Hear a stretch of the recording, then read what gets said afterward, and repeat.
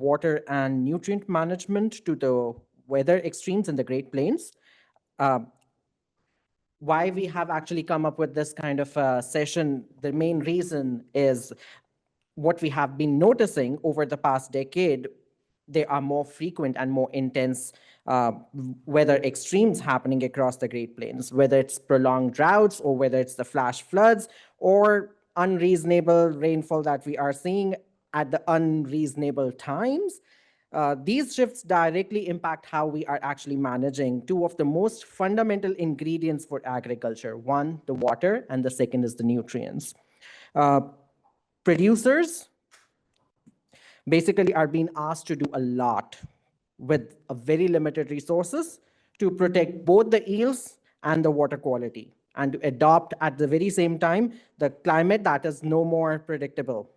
Today's session is actually going to talk about all of this, and I'm honored to introduce our distinguished panelist here, Dr. Vaishali Sharda.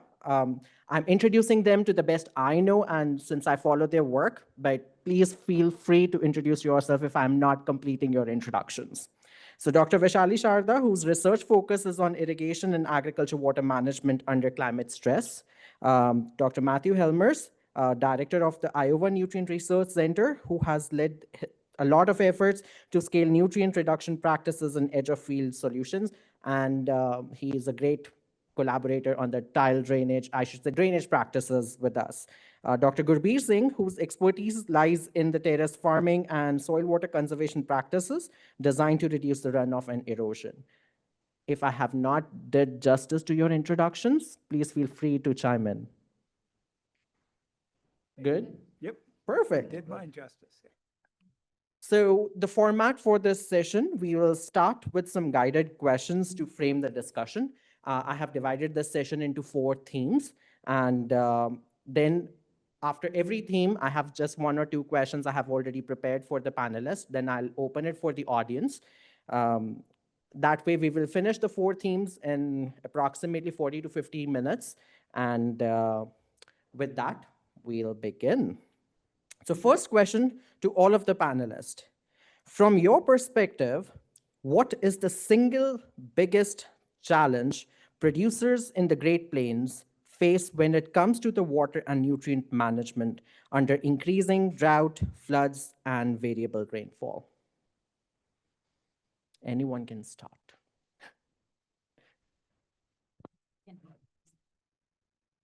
Feel this is awfully close to my mouth. Can you guys hear me okay? I'm not screaming in. Okay. All right. So I think just the whole uncertain. Louder. Okay. Okay. How's that? How's that?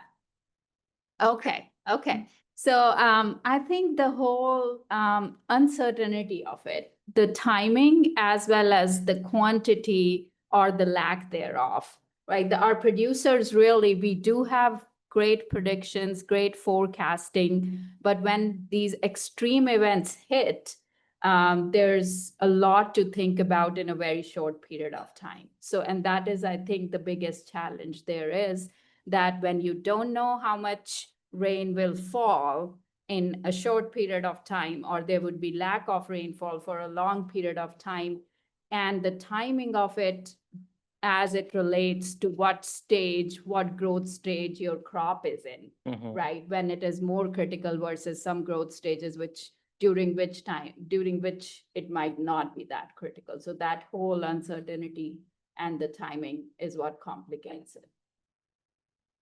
I think so as Shashank mentioned, I'm in Iowa, so a little bit different conditions where we're not using as much irrigation. Maybe I'll talk about that a little bit about some practices for the future. But I think one thing our farmers are faced with is dealing with excess water. So probably a little different than some of the Great Plains, but most springs we get excess precipitation, and for them to be able to get in the field for trafficability, for early crop development. Most of our fields have some sort of drainage, primarily subsurface drainage in those areas. And so I think that's probably going to become even more critical in the future for as we you know, if we look back over the last 20 or 30 years, we've seen a little bit wetter springs. And so as producers are getting larger and then challenged with field work days in the spring, that water management in the spring may become even more critical into the future. So I'll add to for the Missouri. Missouri is, I would say, the show me state. So we have so much diversity from Delta all the way up to Iowa. So our soils in Delta actually are the southern soils. Whatever we do in Delta is not applicable on our hill ground. So in Delta, everything is irrigated. So which actually changes the perspective of nutrient management altogether. And then when we talk about our northern region where most of our corn and beans is, our northeast side of the state is all clay pan, and which have the similar challenges which we have with the Iowa as well, with our excess water and waterlogging conditions, which is one of the best soils to study nitrogen as denitrification. And then when we move towards the northwest, they're more of the lust-blown soils, and they actually mimic more of our counterparts in Nebraska and everything. They're deep soils. So in lieu of that, I'll actually say is one of the challenges that we don't have the updated nutrient recommendations. And that's driving a lot of over application and under application in certain cases as well. So that's something that we have to update for our state in Missouri. I think our nutrient recommendations are 50 years old. Yeah, I'm going to jump in and make a comment. I think that's a pretty critical issue because I think a lot of times maybe we've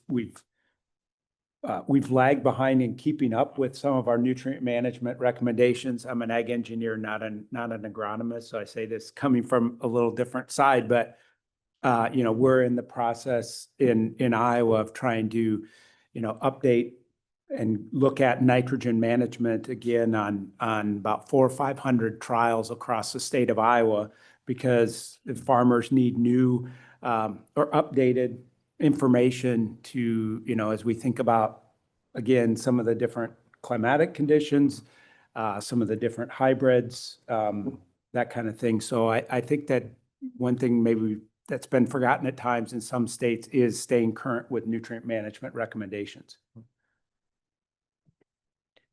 And I think this leads to my question number 2 for the theme 1. I really like this theme, the common theme between the 3 panelists, planning a lot in a short time, whether it's nutrients, whether it's water. So water quality and quantity is big concern, but it's a lot for a producer to plan those many things in just a small time when we are seeing that much extreme events. So question specific to Dr. Helmers, but feel free to chime in, Gurpreet and Vaishali. So the question is, Iowa has led with its nutrient research reduction strategies. What lessons from Iowa's edge of field practices or the nutrient reduction practices can be applied or adopted to the broader Great Plains context? Yeah, when I saw that one, I'm like, what words of wisdom, what words do I have that would be of use to anybody? And I don't know. But so for those that aren't familiar, Iowa has a nutrient reduction strategy in response to the Gulf Hypoxia Task Force action plan that calls for a 45% reduction in nitrogen and phosphorus down the Mississippi River. So for all of you in the Great Plains, maybe be glad you're not in the at least a part of the Hypoxia Task Force. You know, you're still in the Mississippi River Basin, but you're not part of the task force. Missouri is. So our strategy was released in 2013, and it calls for a whole host of practices that can be used to reduce nutrient loss or nitrogen loss. I guess maybe I will get to like what can be used, but I want to bring up one thing, which is the scale of change that we need in the state of Iowa. And so one of our scenarios calls for 12, so we have 24 million acres of corn and soybeans in the state of Iowa. It calls for about 12 million of those having cover crops and all cropland using the best nitrogen management possible, and 7.5 million acres treated with wetlands. That's not 7.5 million acres of wetlands, but 7.5 million acres treated by wetlands, and about 6 million acres treated with what we call saturated buffers or bioreactors, which are edge of treatment technology on drainage. And those are ands and not ors. So this is, the scale of change is huge. So one thing that I've learned that maybe, for efforts going on in this area is being clearer about kind of the scale of change that's needed, because I think that it can give, people can think this is an easy thing to do and it can be done in a couple years. And this is almost a decadal or generational type change that we need on the landscape for us to reach those goals. And I think too often, people are impatient. I'm getting a bit impatient about, would like to see things happen faster, but we need to be realistic about some of the change that can happen and also some of the constraints that our producers are under.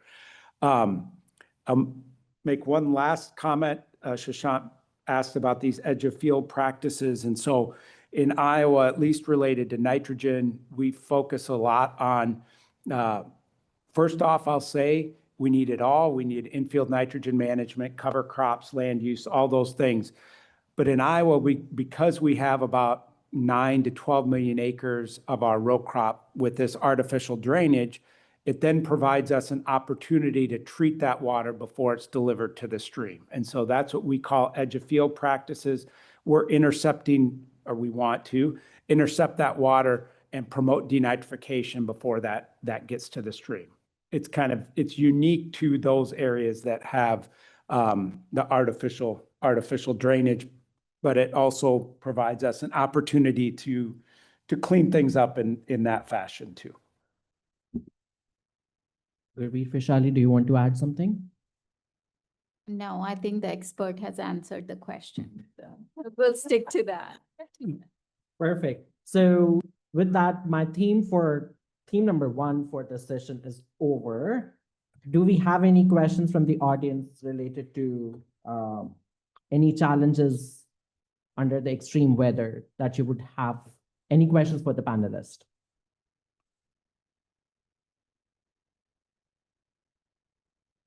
Building up, Matt, Yeah. building up, staying, so now you're 10 years. Yeah. Could you say more about like what have you seen take place on the Yeah. landscape? And then as the weather's gotten more extreme, will those numbers grow to grow? Yeah, okay. So first off, I want to make a comment that I meant to make before and it spaced out. So one thing I'd learned is we have this whole like menu of practices people can do, right?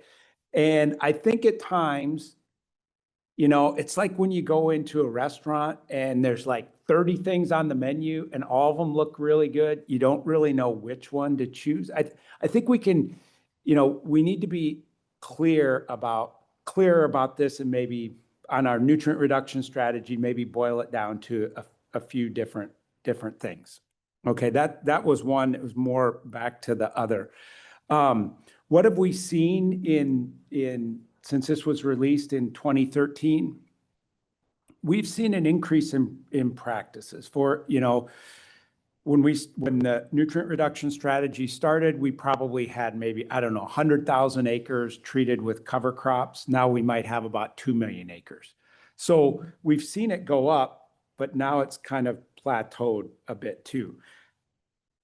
On the edge of field practices, we might be treating 200,000 acres with wetlands and about 100 or 150,000 with those others. So it's still a drop in the bucket, but it has increased. And one of the things that has happened, and you know, I think that kind of relates to an overall discussion of dealing with this, is our state has developed a little bit more infrastructure on delivering some of these programs or working with farmers for some of these practices that weren't in place 10 years ago. So that they've made it easier to get some of these edge of field practices or other practices in place. And I think that's been critical, is kind of observing, you know, the existing model maybe didn't work as well for some of these nitrate reduction edge of field practices, and what's a better model to do that. As we look at it, at least dealing with nitrogen, I think leaving the state of Iowa, the extreme events and spring precipitation potentially increasing, I think makes it even more of a challenge. And in our system, we lose about 70% of our nitrogen in April, May, and June. And so if we see increases in precip during that period of time, that's just going to exacerbate that. And then we need even more of those practices. I'll make one comment about a practice that, nobody wants to hear me anymore, but that maybe combines this thinking about the extremes, is that we're looking at, can we capture that drainage water and use it for supplemental irrigation during the summer? And, you know, we've seen on some of our sites, 20 to 30 bushel yield benefit on corn. I mentioned I was an engineer. We can engineer those systems and build them, right? Are they economical for the farmer? That's kind of where we need to look. But I think that's one way that, you know, in our landscape, maybe in some others, where we can deal with some of these extremes and then dual purpose, reducing downstream nutrient delivery while enhancing crop production. There, you know, in the conservation area, there aren't many win-wins, and that maybe is a potential win-win. So we're trying to look at that a bit more. If you could name three limiting factors, and obviously ash is one of them, but if you could name three limiting factors, what in each of you's opinion, what would be the top three for your area for adopting some type of nutrient management strategy? Uncertainty would be one. As we think about nitrogen rate, I think that's, you know, still one. Uncertainty about the weather and what that crop might need. I do think that labor may be another, maybe not. I'm going to give three. I don't know if they're in any order, but labor, as we think about some of the things like cover crops, you know, that does add labor to the system. And then cost would still be one, I think, a barrier to implementing some of these practices. I'll add to it, specifically for the nitrogen application, we do not have the infrastructure to put nitrogen itself in spring. So that's the biggest limitation with the companies, co-ops, and everything. So that's why the fall application still exists. And with wetter springs, and when someone have to plant 2,000 acres in 5 days or 7 days, it becomes really, really tough. And I think also establishing the confidence with the producer that this will work. You know, do we have enough data to support our claims? And I think our schools do a great job with the land grant mission, that we have experiments that have been conducted, long-term trials, to make those recommendations and show to the producer that if you invest in this particular strategy, then it works. At least our trials, our research has shown that it works. So you can be confident to put in the money and the effort in that direction. With our partners from Iowa and Minnesota, we are adapting a little bit of drainage in South Dakota as well, with more and more extreme weather. The biggest thing that I got to know from producers is contractors, they do not have enough time to get the drainage in place, and one season is gone. And moreover, the lack of education and awareness among the producers is something a very big gap. If you talk about drainage, they just know that it's a free drainage. You have the pipes or tiles just below the ground and it will take excess water away. They are not much aware about that. There is control structure. There is drainage water recycling that they can vouch on, because for them, everything come down to the dollars. So with that, we have talked about a lot of problems. Let's talk about some solutions. So theme 2 is some solution, and the question is specifically for Dr. Sharda, but again, the two panelists can chime in. Irrigation is often the first response to the drought, but can also drive long-term water stress. How can irrigation systems be optimized or modernized to build resilience without over-exploiting water resources? I know this term is thrown around quite a bit, but the answer is climate smart management. Our research has shown that if we take into account our environment, and by environment, I don't only mean the climate, soils play a very big part in that as well. And also our crop management from the point of view, I kind of mentioned it earlier too.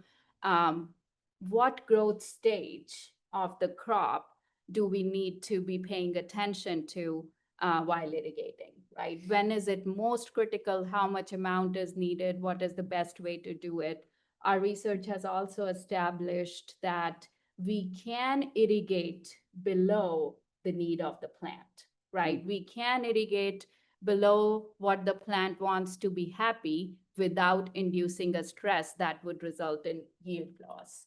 So just taking into account all the environmental factors, the timing, the amount of application, the growth stage is critical, combination of all. And once we take this kind of holistic approach, I do a lot of modeling and simulation, but at least I believe that our group is very rooted in taking into account the actual field practices, field experiences.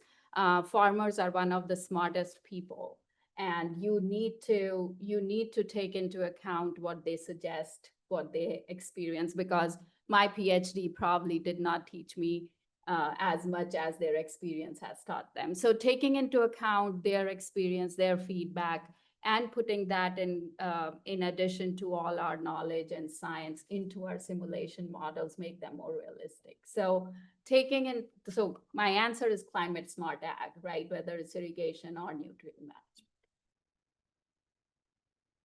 Matt, you touched a little bit about the irrigation, right? Anything you want to add here? Rather, you were No, giving a no. solution to Yeah. overexploitation of the water Yeah, resources. so we need to learn, irrigation's not been used much in Iowa, so we need to learn a lot about irrigation management in Iowa conditions. And I think it's a little different. We have some upward flux, so we're going to be learning in the future on that. But I guess I'm enthusiastic enough to devote research effort to the idea of capturing water and using it for irrigation. I think I'll add to it is, I think Matt touched about the drainage water recycling. So that's the key practice that we are actually, I think there's going to be the future we have to look into is because Southern Iowa and Northern Missouri is all dryland ag. And if we have cool nights, it cools the plants down, corn cools down.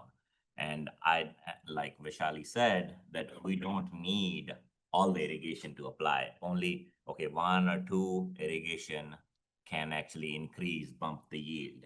So do we have, I think specifically in Northern Missouri, with the clay pan soil, we can actually have the reservoirs for irrigation. And reservoirs for irrigation, they need to be very strategically set up so that it's a watershed approach for us. So I think that's where we can do all the nutrient reduction and keep the nutrient on farm so that it doesn't go into downstream. That's what my take home is. Yeah, and your conditions are almost really well suited for it because you can dry out so quick. You know, I think you're 1 week from flooding or 1 week from excess water stress and 1 week from drought stress. So, yeah. I just quickly, have you guys heard of the term corn sweat? Mm. Perfect. I didn't know that existed. My son came back from school the other day and they were learning about water cycle and talking about ET. And they called ET corn sweat, Yeah. which was amazing. It came to I- mind. yeah. Yeah. Good. That leads me to the second question. Gurpreet, that this question is specifically for you. Your work highlights terraces and soil water conservation structures. In the face of extreme rainfall, how effective these terraces that you're working on is for reducing runoff and nutrient losses? And how do they compare with other structural practices? Uh, we have been looking into terraces for almost 10 years now. So how many of you guys know about terraces and have seen how the terraces are built? I just need a couple hands. That's good. So for those who don't know how the terraces are built, what they do is they take a dozer, probably D8 or something, big dozer, okay? What they'll do is they'll follow the contour, they'll have the specs, and they'll do cut and fill slope, cut and fill, so that they built up a terrace and we landform it in a way that we create a depression within the slope, and right at the depression, we'll stick a pipe to take the water out, okay? So this practice, actually, I looked back historically for Missouri when first terraces were built in Missouri. It was in 1932. And an interesting fact to add to it was how the LICA, the Land Improvement Contractors Association, were formed.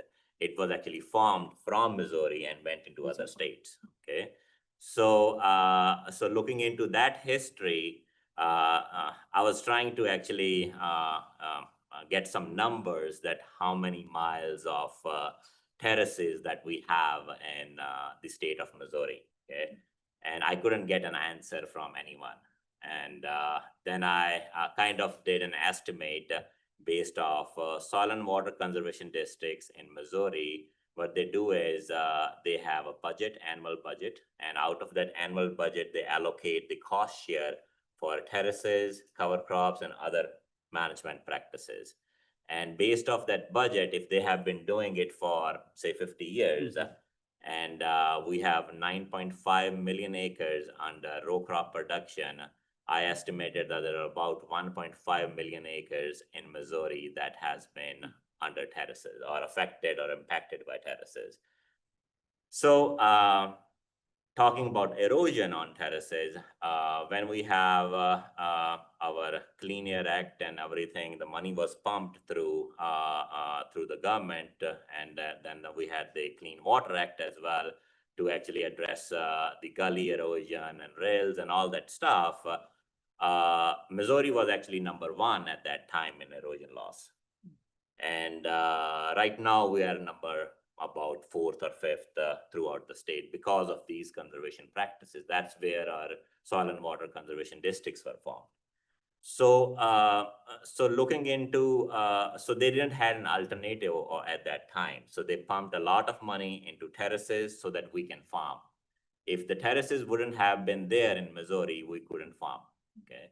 Because the slope is so much that, and we are in that humid conditions, semi-humid conditions, we get enough rain. With a slope, we always get erosion, okay? That's why Missouri is one of the top no-till states, no-tillage states as well, okay? So with that idea floating in, so whenever you get a cost share for a terrace construction, NRCS have a 5-year contract of putting cover crop after terrace building. So we started looking into that. And then our biggest question was, okay, we have addressed the erosion loss with the state, with building terraces, what we have done to soil health, okay? I talked with so many growers, anytime they have built a terrace for 20 years, they're not able to get their yield back because we just disturbed the whole soil structure, okay? So that gave us an opportunity to look into soil health and how quickly we can recover the soil health. And I have a couple graduate students working on one of this fantastic, amazing project where we did deep core soil samples and took soil health cores before building the terraces and after building the terraces. And after 4 years, still there's no recovery. We have lost a lot of soil health. So it's a balance that we have to play with. What is better and what is not. So that's the question always there.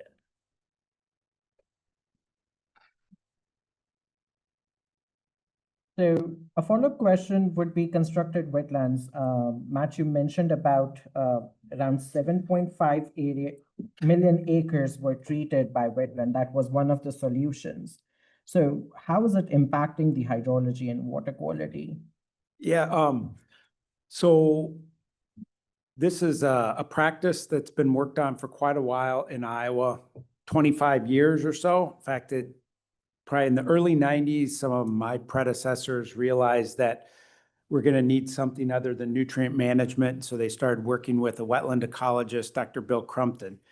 What Dr. Crumpton has found is that if that wetland pool is about 1% of the contributing area, so when I say 7.5 million acres treated by wetlands, what that would mean that wetland pool would be about 1% of the contributing area. Long-term, it would be expected, based on monitoring and modeling, to remove about 50% of the nitrate coming into it. Now, most of them are designed with very little bounce.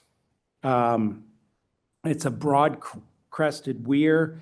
And so they're designed to probably only have about a foot of bounce, even in maybe a 100-year event. They could be designed a little differently to have a little more bounce and provide a little bit more flow attenuation. But at least in the Iowa landscape, that's not done to date because of upstream drainage rights. And so there's a concern about backing up. If we pool that water in that wetland, that we back up water into the drain line coming in. And so to date, most of them have really been designed with very little bounce to them to store that, that high flow event within the wetland pool. But that could change in the future, I think, to potentially, have additional benefits, which would be the flow attenuation benefits. So. Awesome. One last question from me, and audience, be ready with your questions. Gurpreet, you mentioned about the terraces. It was a solution for one problem, but then we had another problem that we degraded the soil health. You have just mentioned that you have done a study for 4 years. I'm assuming that terrace, after the terraces, the cover crops were there on those terraces. What is your takeaway? The soil health was not improved at all, or the improvement was too slow? So when you're going to take a dozer and then just change the whole soil profile, organic matter is already mixed up. So to build up that soil profile, which took millions of years to build up, so how quickly we can expect that cover crops will do the job? So I think it's going to take at least, I won't see it in my generation that will come back. So, but the thing is, you need to understand at the same point is when we talk about terraces, I say land forming. Okay, if we go in the Delta, they do land leveling. So land leveling and land forming is same concept. So they level the land so that they can do a furrow irrigation or do irrigation practice. They have a slope that they have to adjust. Same thing. What we are doing is we are doing a little bit more intense with the goal of reducing the soil erosion. That was the goal that we have achieved. But now the thing is that practice still a good practice or a bad practice? That's something that still we have to reevaluate. And matter of the fact, we still actually pay for the terraces. Now, I'm not against the terraces or anything because Yeah, that's the way we are supposed to do our ag in the northern region on the slopey soils. We heard about the problems. We heard about few solutions. Time for you to ask questions.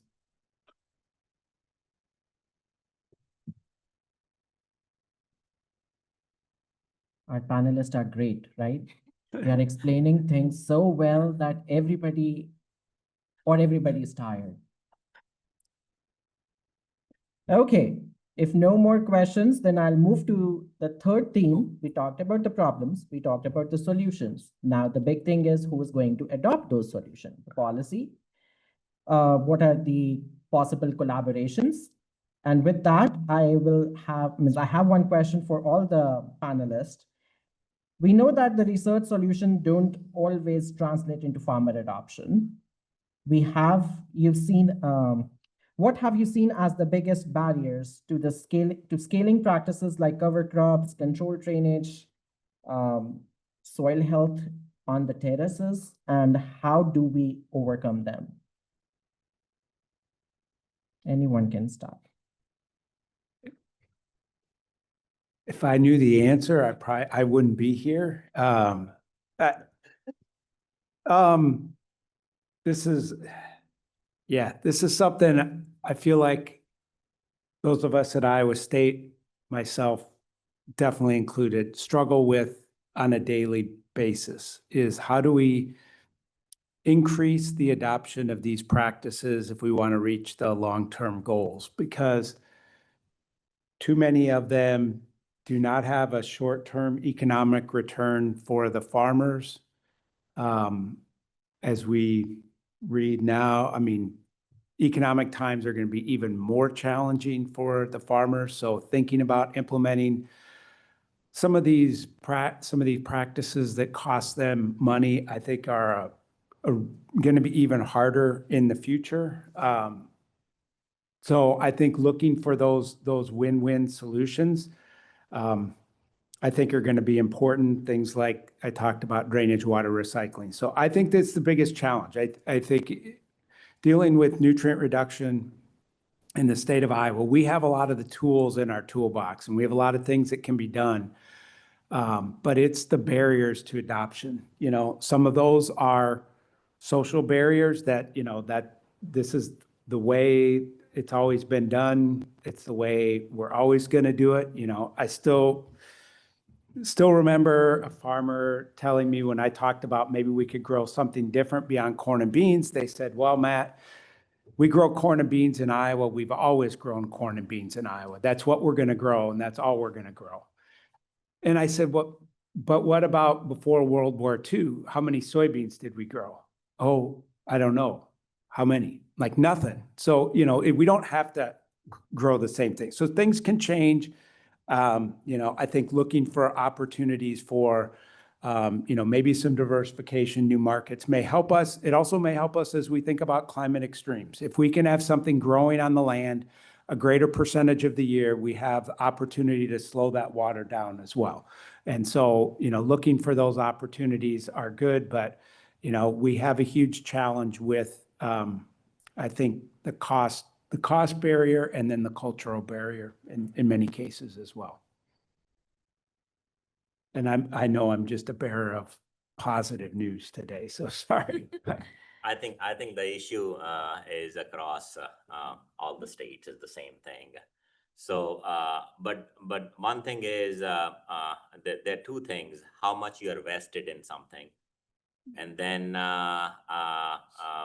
is your farm is just gonna be a business operated farm, or it's gonna be a family operated farm, or it's a family farm? What you're gonna leave to your next generation? Those are some of the questions that I always ask my growers. Okay, so you're doing this, so how much you're going to save for your next generation? That's the biggest question is. Some of those early adopters, they are very much vested in the farm. That's why they're adopting all those practices. And some are if the goal is only to make the money and go away, so then the adoption is not going to be there. Can I make one comment before I forget? The extreme events can be an opportunity to lead to some change.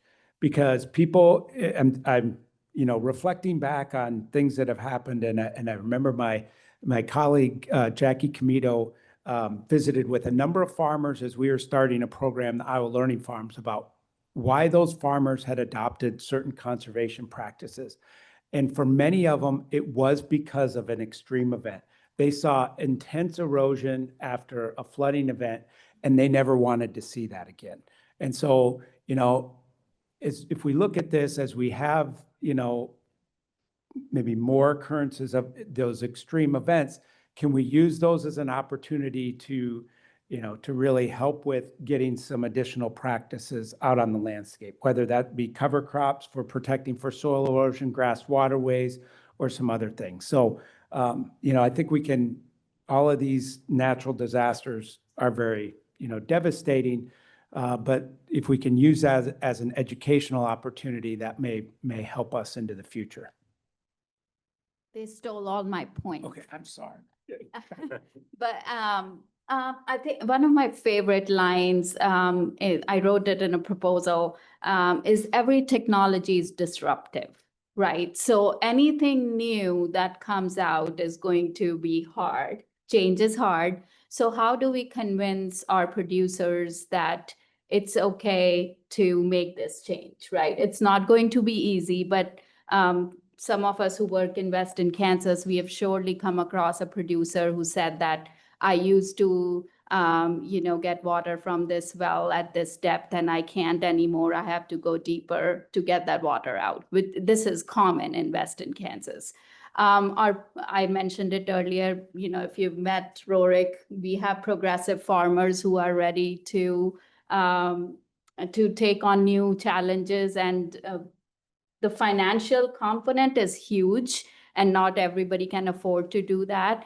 But if we can establish confidence by taking examples and taking a subset of farmers who are ready to take that challenge or ready to jump on that exciting train and then show it to other producers that this works, I think, and that's again, you know, coming back to the land grant mission, right? That's where our extension agents play a huge role. What we do in our classrooms and in our research labs and fields when it translates actually to producers adopting it. So policy also is a big piece, how how our agencies are supporting us in taking that research to the field and building that confidence so that whatever that technology is, it gets adopted. And if we look around, there are technologies now that are widely used and you don't even think about them, but they were not there 40, 50 years ago. So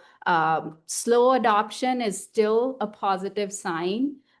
It takes time, but hopefully we can get to that point where everything, where we can all work together in harmony with our environment, with our soil health and our water resources. One last comment about some of this. I think that consistency in messaging can be important so that farmers are, really anybody, but farmers are kind of, hearing the same thing, on the water quality space in Iowa. I think sometimes farmers may be getting a mixed message. Is this a problem? Is this not a problem? And so as a result, that can lead to inaction. And if there's kind of, real consistency in messaging, I think that can be something that can be positive in leading to some change. Awesome. With that, anyone has any question in the audience?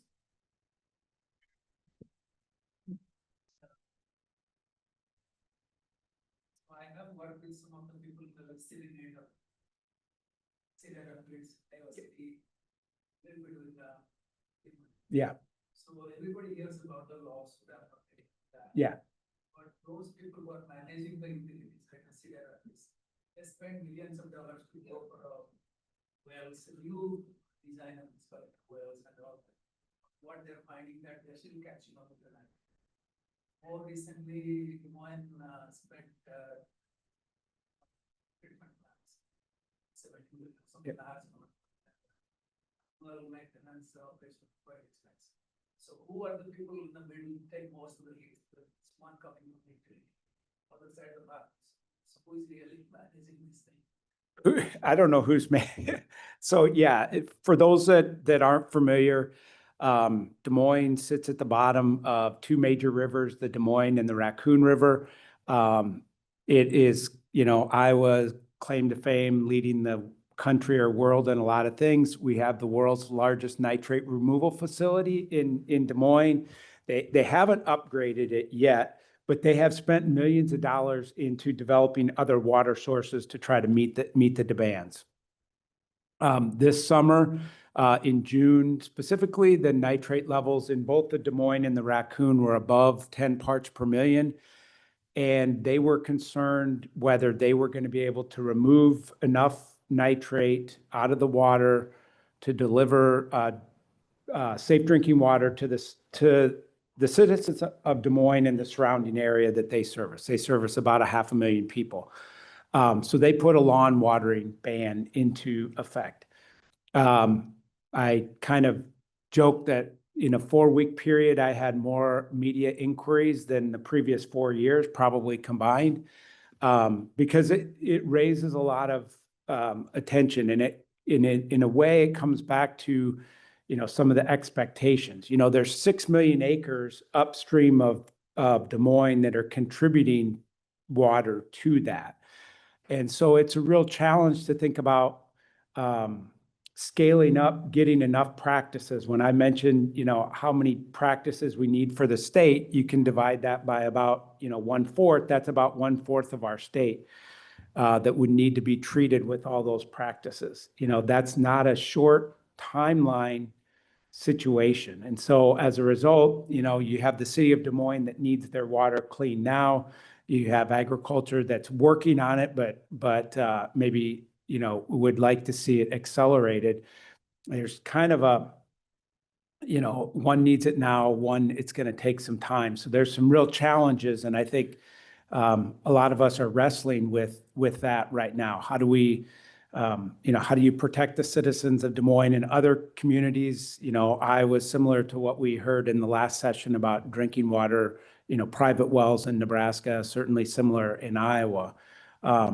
So, it's probably going to take both some technological items with treating that water, and in the long term, trying to reduce the delivery of those nutrients to the stream. But, city of Des Moines, citizens of Des Moines, they wanted the nitrate to stop coming down the river now.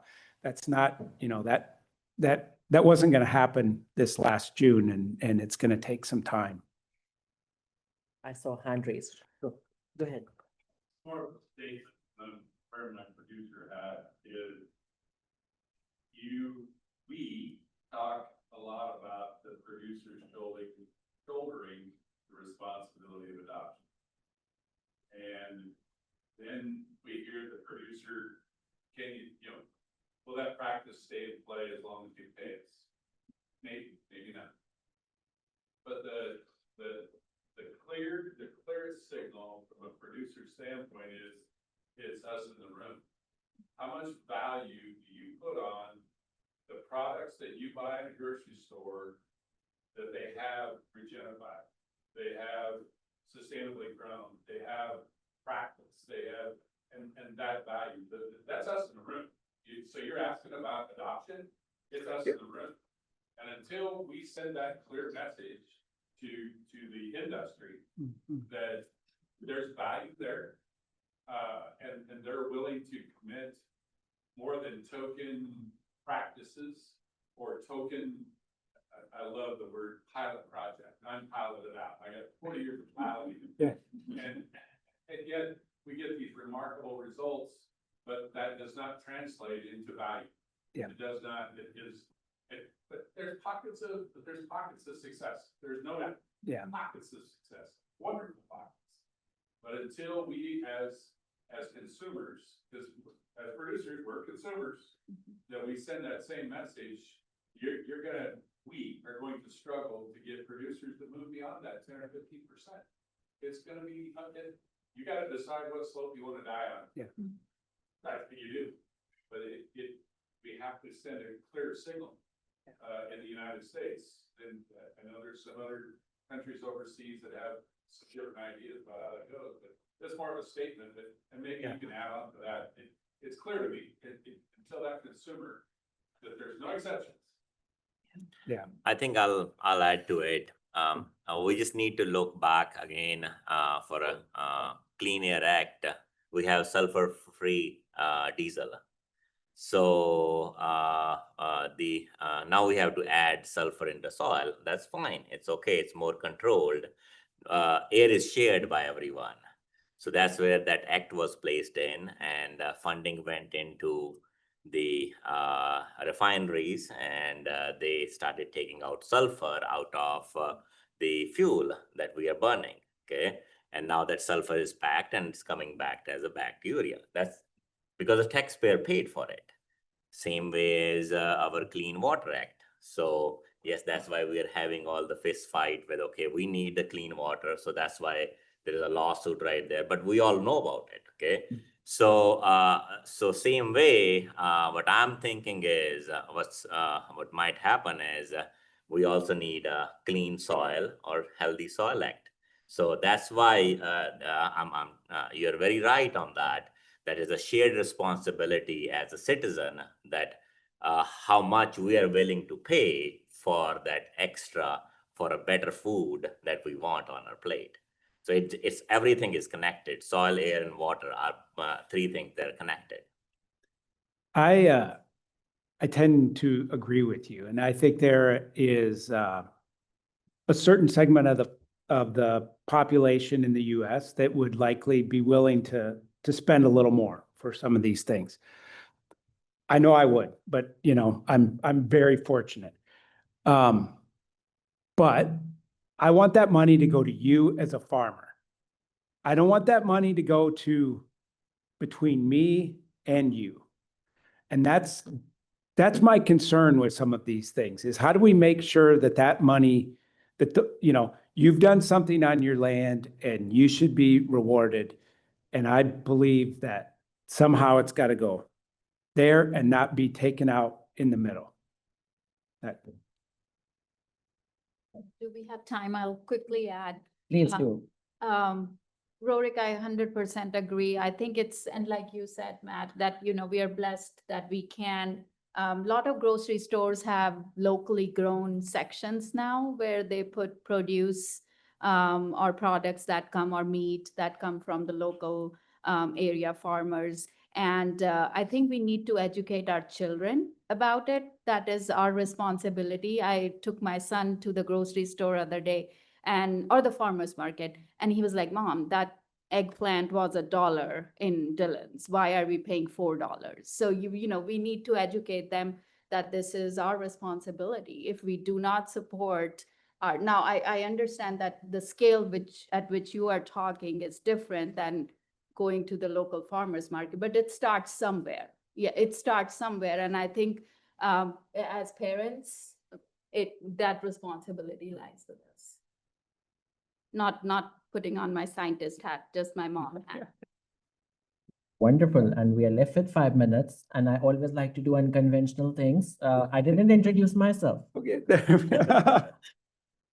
So my name is Sushant, and I'm an assistant professor at South Dakota State University, just 2 years into the position. And I am a precision water management person. I'm a water resource engineer. I really like the way the Matt put in the stuff together, that I love to keep the water within the profile, less water going into the downstream with less nutrients, more cleaner water for all.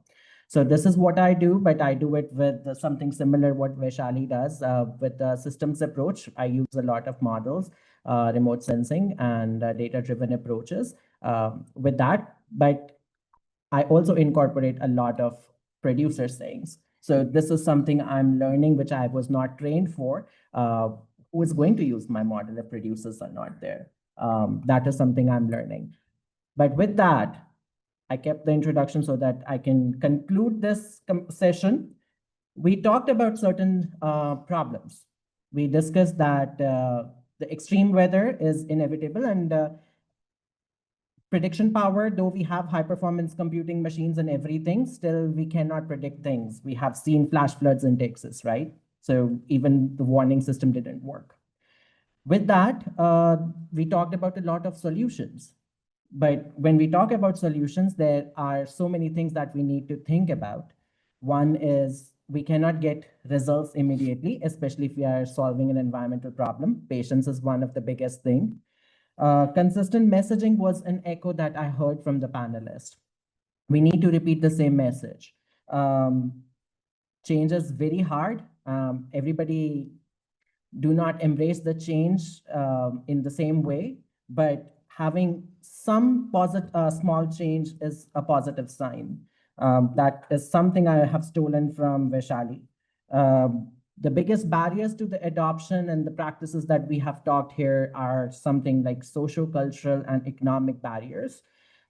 We talked about, I really loved what, I need to read your name, Rorik. Rorik has mentioned about from bringing the producer's perspective to this panel, that what is the value? Shared responsibility is the way forward. We need to understand what we are giving back to the community is going to make a change. People who are, I like what Matt said, people who are really making the change on the ground needs to be rewarded. So they need not to be the middleman in between. And I do not know as an engineer, how can I eliminate it? I'm not a policy person. This was my synthesis of all this panel that we hosted. And with that, I'm giving you your 3 minutes back. Thank you for attending this session and staying back. And thank you to the panelists.